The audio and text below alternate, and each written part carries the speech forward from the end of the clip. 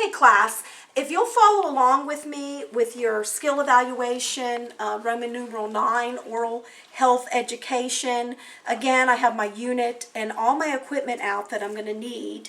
My patient is in the upright position, and I'm sitting next to my patient on the stool.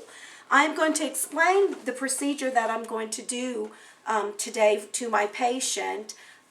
Ms. Patel, I'm going to be your hygienist today, and what I'm going to do is explain to you about oral education, and I'm going to be showing you some flip charts and just other tooth models, and I'm going to actually observe what you're doing and give you any suggestions for your oral health care. Can you tell me how often you're brushing? Once a day. Just once a day? Mm-hmm. Okay, when do you brush? Usually just in the mornings. Just in the morning, Mm-hmm. okay. We're going to go over all of this. Probably the best thing to do is brush twice a day, and really brush before you go to bed at night, because the bacteria in the oral cavity, we have about 500 different species of bacteria that live in the oral cavity, and so in order to get those and stir those up, you really want to get in there and floss before you brush. That's really important because you want to get in between the areas, because 60% of those germs are going to live in between your teeth. And so you want to get in there and floss those out, and then all of those germs are just kind of floating around, and you want to go in there and get them with the toothbrush. Okay, so I'm going to go over a lot of good information that you can take home, and I have a handout that I'll let you take home, because there's probably a lot of stuff that I'm going to a lot of information I'm going to be giving you today. So I know you probably aren't going to remember it all. If you have any questions for me, feel free to stop and, ask me any questions. Okay. And then during the course of my instructions, I'm going to go ahead and lay you back, and I'm going to do a plaque control record on you. And what that is, it's I'm going to actually stain the bacteria in your mouth, because a lot of times we can't see the bacteria. It's invisible to our eye. So we use a special dye. It's a red dye, and we'll go ahead and put this on with a little cotton tip applicator, and I'll stain your mouth, and then I'll actually show you in the mirror areas that these bacteria are stained, and that's areas that you'll need to concentrate better with your toothbrush and floss. So if you don't understand anything I'm doing, please stop, and I'll try to explain the procedure as I progress. Okay? Okay. But just know that you want to go ahead and be brushing at least twice a day. And how often are you flossing? I really don't like flossing, but I try at least once a week to floss. Okay, once a week. Okay, well, that's a step in the right direction.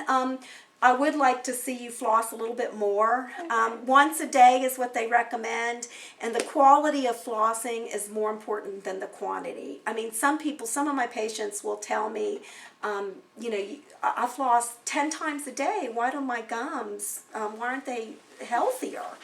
But I like to assess how they're doing it, because some people may not be doing it just right, and they're still leaving a lot of the germs. So you don't have to do it but once a day, but you got to do it the right way. So I'm going to go over that today. And I'd like to explain to you exactly what the process is. There's dental diseases, and in dental diseases there are two different kinds. We have the dental disease that causes cavity, and then we also have the dental disease that causes gum disease or periodontal disease. Have you ever had fillings and Yes. cavities? So you're familiar with the procedure to get those fixed. Yes. What happens is the bacteria that we have in our mouth, like I said, we have 500 different species of germs that live in our mouth, and we can't get around them. It's just like the germs that live on all the inanimate objects that we touch.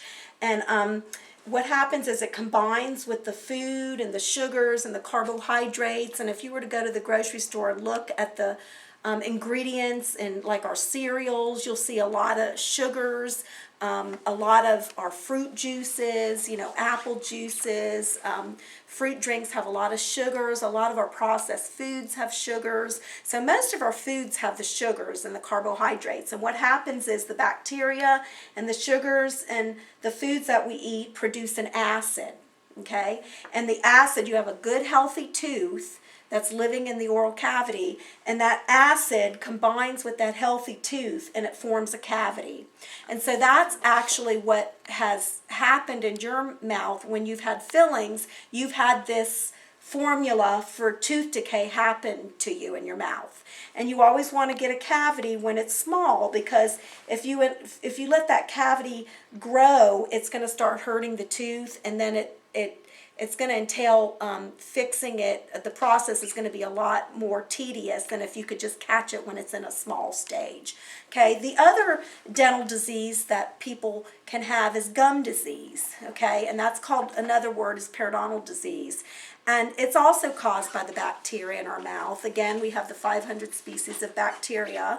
3 out of 4 adults over the age of 35 are going to have some kind of gum problems, whether it be gingivitis or periodontitis. And so I'm going to, when I lay you back, I'm going to check the oral cavity and kind of see where you fit into.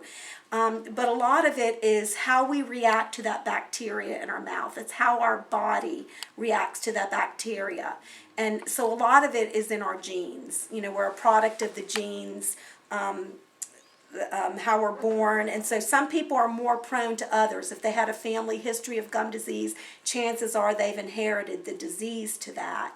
And so you may have gum disease in your genes if your mom or dad had gum disease. So a lot of it is the genetic susceptibility to gum disease. And then also a lot of periodontal disease is other factors play in there. A lot of people under stress, hormonal changes, certain diseases like diabetes, smoking is another risk factor that comes into play with periodontal disease. And so today we're going to do a good thorough exam, and I'll check all that out, and I'll kind of let you know where you stand. Do you have any questions? Not so far. Okay, great. Do you understand this pretty good, the decay process? Okay, super. Okay.